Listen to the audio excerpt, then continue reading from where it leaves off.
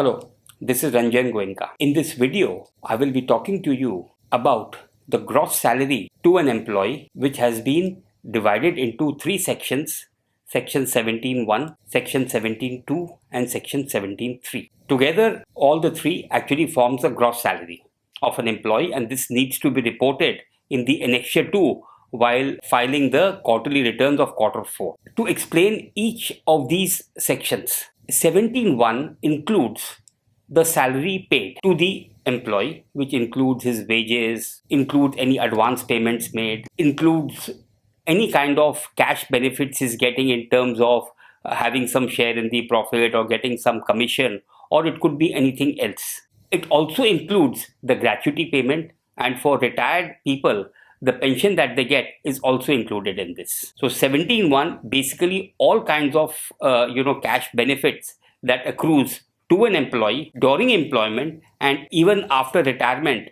for gratuity and pension also is part of this. 17.2 covers basically non-cash benefits.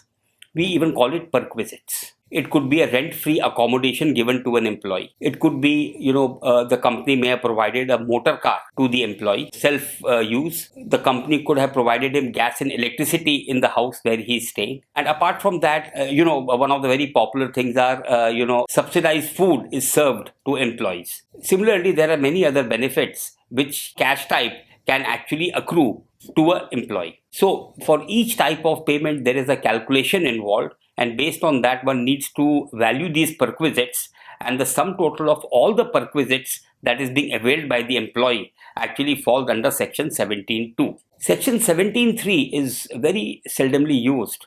Basically, it includes any lump sum payment that is given to an employee before he joins, or maybe after he has left his job. For some reason, some compensatory payment has to be made, which doesn't get covered under Section 17.1, actually falls under this. So the sum total of 17.1, 17.2 and 17.3 is the total gross salary that actually is paid to the employee during the course of the financial year, and subsequently, the tax is computed after taking care of all the deductions subsequently, like when you prepare the details. I hope you found this video useful. Thank you for your time.